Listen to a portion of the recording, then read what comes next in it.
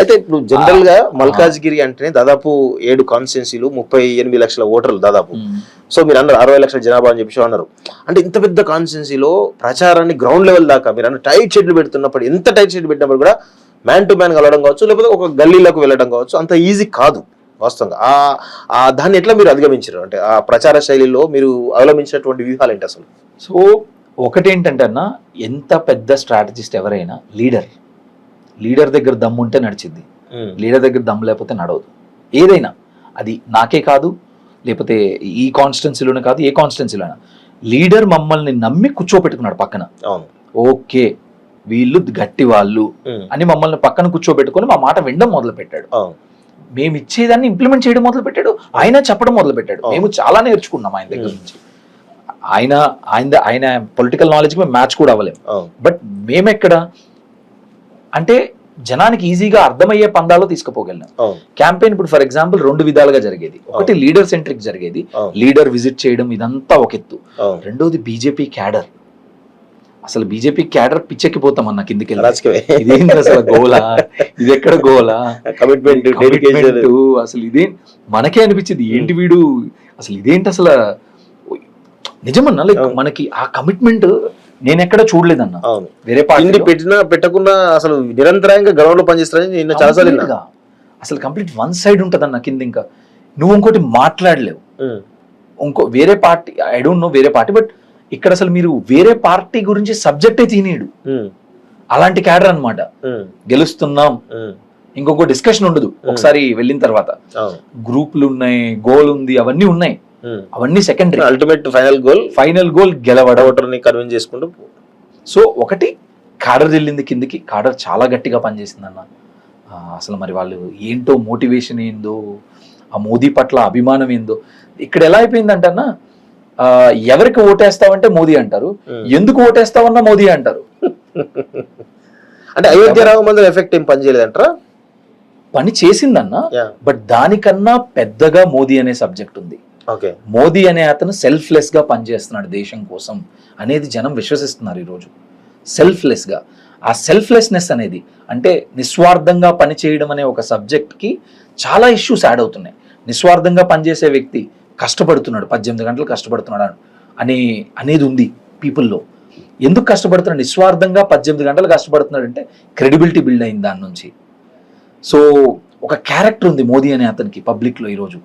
So ఇవన్నీ ఒక పెద్ద ఫ్యాక్టర్ క్యాడర్కి ఒక మోటివేషన్ ఇస్తున్నాయి. ఎందుకు పనిచేస్తున్నాం అంటే మోదీకి పనిచేస్తున్నాం. ఎందుకు పనిచేస్తున్నాం అంటే నాకు తెలిసి రామ్ మందిర్ కన్నా కూడా నాకు తెలిసి మోదీ అనే ఇమేజే పెద్ద సబ్జెక్ట్ రామ్ మందిర్ కన్నా. కానీ మీరు ప్రచార శైలిలో పోతున్నప్పుడు మీకు ఒక 2-3 దెబ్బలు గట్టి తగిలినాయి. కంటోన్మెంట్ అభ్యర్థి అంటే అప్పుడు మాజీ ఎమ్మెల్యేగా పోటీ చేసినటువంటి శ్రీ గణేష్ పోవడం కావచ్చు, కుత్బుల్లాపూర్లో చాలా పట్టున్నటువంటి వ్యక్తి శ్రీశైలం యాదవ్ అనుకుంటా, శ్రీశైలం గౌడ్ పోవడం కావచ్చు, కొంత ఇలాంటి కొన్ని సినారియోస్ జరిగినాయి వాస్తవంగా. సో దీంతో మీకేం ఇబ్బంది కలగలేదా ప్రచారంలో కానీ, లేకపోతే ఓటర్లను కలవడంలో కావచ్చు? ఒక లేయర్ అంటే మీకు కుత్బుల్లాపూర్ రావాలంటే శ్రీశైలం గౌడ్ ఉంటేనే వెళ్ళాల్సిన అవసరం ఉంటుంది, ఇటు కంటోన్మెంట్ శ్రీ గణేష్ ఉంటే వెళ్ళాల్సి ఉంటుంది. అంటే ఒక బ్రేక్ జరిగింది మీకు అక్కడ కాన్స్టిట్యూన్సీ పోవడానికి, ఒక బ్రేక్ జరిగింది. దాన్ని ఎట్లా మీరు అధిగమించారు? సో ఇక్కడ 2 ways లో అధిగమించామన్న దాన్ని. అసలు ఫస్ట్ శ్రీ గణేష్ గారిది అయితే మాకు షాక్ గా అనిపించింది. మిగతాది కొంచెం గెస్ట్ చేయగలిగిన, మిగతాది అది సడన్ షాక్ లాగా వచ్చింది మాకు. సో లీడర్ స్ట్రెంగ్త్ అన్న, అలాంటి షాక్ వచ్చినప్పుడు లీడర్ ఎంత అబ్జార్బ్ చేసుకుంటాడు దాన్ని. క్యాడర్ డిమోరలైజ్ అవ్వనివ్వలేదు ఎక్కడ. ఆయన పని అయింది అన్న. పొద్దున్నే 6 to రాత్రి 11 మీరు ఏం చేయండి, ఉన్నా ఎవరన్నా, వెళ్ళిపోయినా ఎవరన్నా, ఎవరు పని చేసినా చేయకపోయినా ఆయన పని అయితే ఆయన ఎక్కడ తగ్గనివ్వడు అన్న దాన్ని. సో లీడర్ ఏం చేసేవాడు అంటే, ఇప్పుడు కుత్బుల్లాపూర్ తగ్గుతుందని తెలిసింది అనుకోండి, అక్కడ ఎక్కువ తిరిగేవాడు. మాకే బాగా అనిపించేది, సార్ ఎందుకు సార్ అంటే వీక్ గా ఉన్న దానిలో ఎందుకు ఎనర్జీస్ వేస్ట్ చేయడం, ఎల్బీ నగర్ స్ట్రెంత్ ఉంది ఇంకా స్ట్రెంగ్ చేద్దాం అనే వాళ్ళం. లేదు, ఆయన లీడర్ కి వేరే ఒపీనియన్ ఉంది. లీడర్ గట్టు చివరికి మేము. సో కుత్బుల్లాపూర్ ఏంటంటే, బట్ బీజేపీ క్యాడర్ కూడా చాలా ఎక్కువ ఉందన్న, తెలవని క్యాడర్. సో ఇప్పుడు కుత్బుల్లాపూర్ లో నార్త్ ఇండియన్స్ ఎక్కువ. నార్త్ ఇండియన్స్ వర్క్, మీరు ఆశ్చర్యపోతారు, ఎక్కడి నుంచో వచ్చి పని చేసుకునే వాళ్ళు కూడా they are also ready to work for party. అంటే ఒక ప్రజలే క్యాడర్ అయ్యారు కొన్ని దగ్గరలో, ఎస్పెషల్లీ కుత్బుల్లాపూర్. అంత బీఆర్ఎస్ ఎంత మెజారిటీతో గెలిచింది అక్కడ, రాష్ట్రంలోనే హైయెస్ట్ మెజారిటీ అది. అంత గెలిచినా కూడా క్యాడర్ అనేది బిల్డ్ అయ్యింది అక్కడ బీజేపీకి ఇప్పుడు. ఇంకొకటి ఏంటంటే బీఆర్ఎస్ క్యాడర్ కూడా ఏం చేయాలో అర్థం కాలేదు వాళ్ళకి ఎలక్షన్ టైంలో, లేదు వాళ్ళకి. నేను చాలా వరకు చూసాను, చాలా మంది కొంతమంది తోటి బీఆర్ఎస్ నాయకులు కాంగ్రెస్ నాయకులతో మాట్లాడుతున్నప్పుడు అన్న ఈసారి ఖచ్చితంగా బీజేపీ కానీ రాజేంద్ర కోటేయాలని ఫిక్స్ అయినా మేము ఓటు వేసినామని చెప్పేసి ఓటు వేసిన తర్వాత నాకు చాలా మంది ఫోన్ చేశారు. ఆ నరేషన్ ఎట్లా బిల్డ్ అయింది అసలు? ఆ క్యాడర్ కూడా కాంగ్రెస్ క్యాడర్ కానీ బీఆర్ఎస్ క్యాడర్ కానీ అసలు ఈ రాజేంద్రన్న కోటేయాలనే ఒక నరేషన్ ఎట్లా బిల్డ్ చేయాలి మీరు అసలు? సో ఒక స్ట్రాంగ్ క్యాండిడేట్ ఉంటే లాభం అదే అన్న. ఎప్పుడైనా ఒక 3-way కంటెస్ట్ అన్నారు first. 3-way contest BJP Congress ఇదే అన్నారు. కాంగ్రెస్ రూలింగ్ లో ఉంది, బీజేపీ సెంట్రల్ లో రూలింగ్ లో ఉంది, వచ్చిద్ది అంటున్నారు. అప్పుడు స్లోగన్ ఏంటి? ఆప్కి 400 పార్ అనేది స్లోగన్ సెంట్రల్ లో, మోదీయే చెప్తున్నాడు 400 పార్ అని. సో అలాంటి సిచ్యువేషన్ లో బీఆర్ఎస్ కి నేరేటివ్ లేదు, ఏం చెప్పాలో తెలియదు. నాకు ఎందుకు ఓటెయ్యండి అని చెప్పడానికి కారణం లేదు. ఆ కారణం లేదు. వేరాజ్ బీజేపీకి ఒక కారణం ఉంది, కాంగ్రెస్ కి ఒక కారణం ఉంది.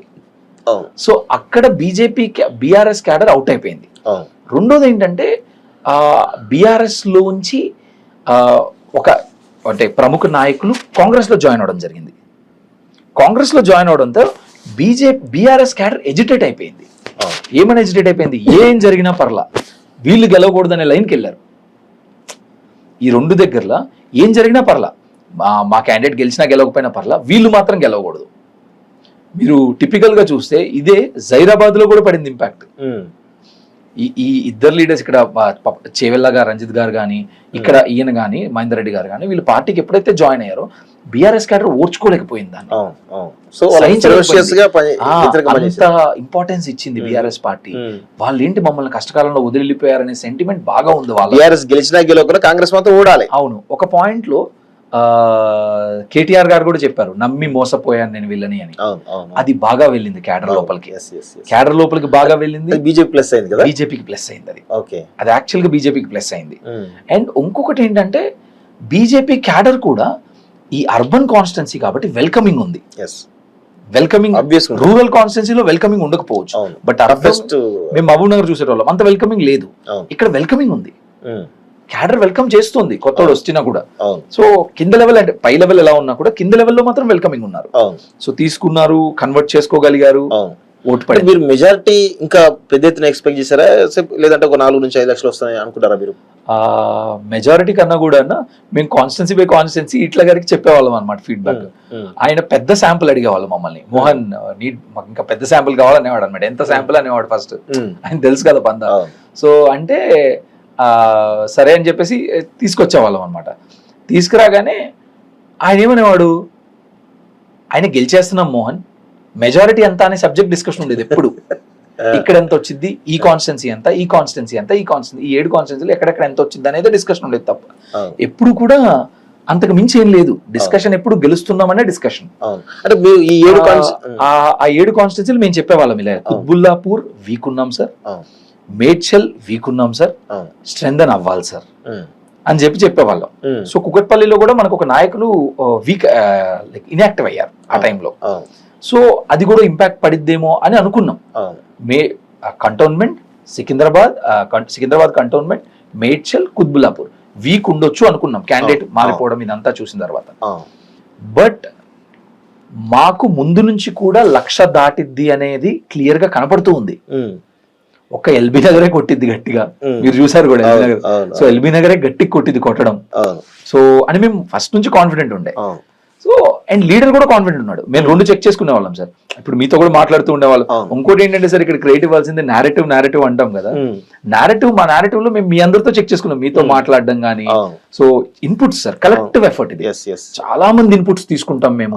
మాకన్నా కూడా ఆ లోకల్ గా మీరు కానీ వేరే ఛానల్స్ కానీ లేకపోతే కాడర్ది మనం మాట వినగలగాలి సార్ కరెక్ట్ గా. వాళ్ళు ఏం చెప్తున్నారో అర్థం చేసుకోగలగాలి. వాళ్ళ ఆస్పిరేషన్ కి తగ్గట్టు నాయకుడిని రెడీ చేస్తే నెత్తిని పెట్టుకుని మోయడానికి రెడీగా ఉంటుంది ఎప్పుడు క్యాడర్. వాళ్ళకి తగ్గట్టు లీడర్ బిహేవ్ చేస్తే డన్. ఇక్కడ this is a classic example sir. ఎంత మెజారిటీ వచ్చిందంటే 2 మీరు అనుకున్నంత కంటే ఎక్కువ వచ్చింది మెజారిటీ. ఖచ్చితంగా మేము 2.5 అనుకున్నాం సార్, ఉన్నదే చెప్తున్నాను, 2.5 అనుకున్నాం.